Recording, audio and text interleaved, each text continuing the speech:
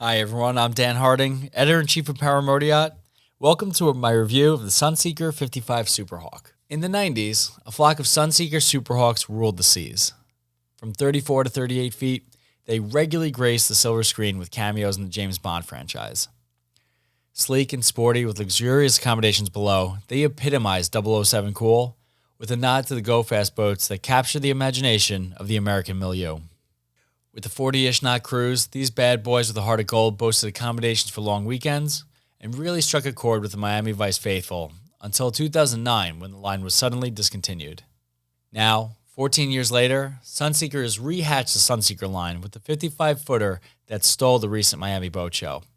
Huge hull-side windows and an aggressively raked profile topped with UK flags made many along the dock stop and take in the sight. This included our own columnist and yacht designer, Bill Prince, who I almost literally bumped into when walking into the Sunseeker display. After days of waiting for the line to dissipate, Prince and I were finally able to climb aboard. One of the most interesting features of this boat is what greets you first, a massive swim platform and sun pad. Beneath that sun pad is a dedicated space for sea bobs, and beneath that, a Williams jet tender. The versatility of the space, the ability to jettison a small boat and a pair of underwater scooters, feels very on brand and Bond-esque, but it comes at a cost, namely access to the power plants in the engine room. Regular inspection and basic maintenance with the tender aboard will require a contortionist. It's that tight.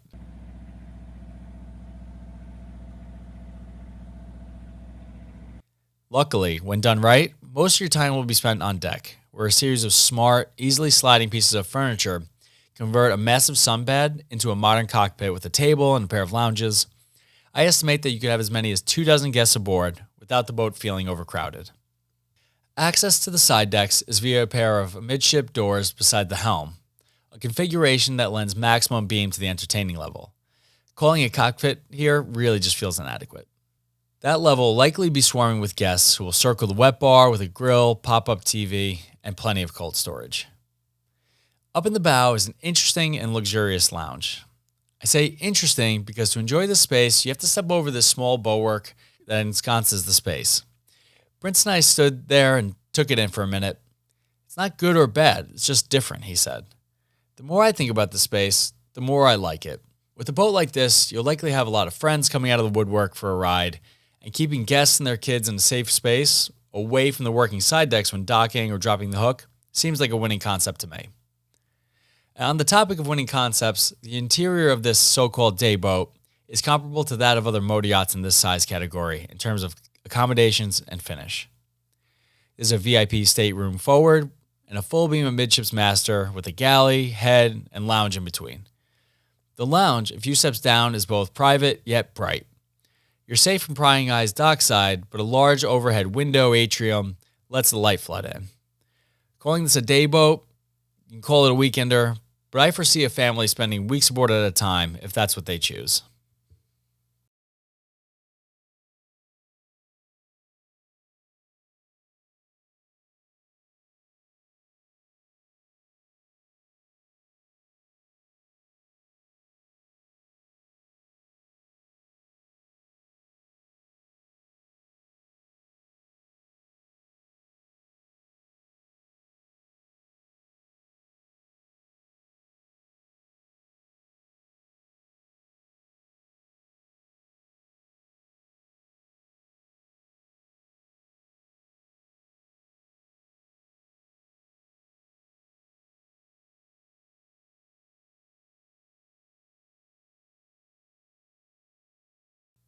The best seats aboard this bird of prey will undoubtedly be behind the helm.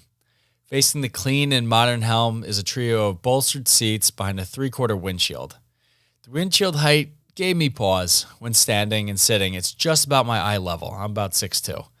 Perhaps when underway, a bit of bow rise will take care of that issue. Twin 725 horsepower Volvo Penta IPS 950s should lend the 55 a top end near 38 knots, according to Sunseeker. Now, having tested a number of models from the company's Predator line, they've earned my trust that it's going to be a driving machine, but I'll have to be patient to wait and confirm that. Less than 2 months after hull number 1 debuted at the Dusseldorf show, the company has taken a record 50 orders. 50. It appears absence truly has made the heart grow fonder on both sides of the pond.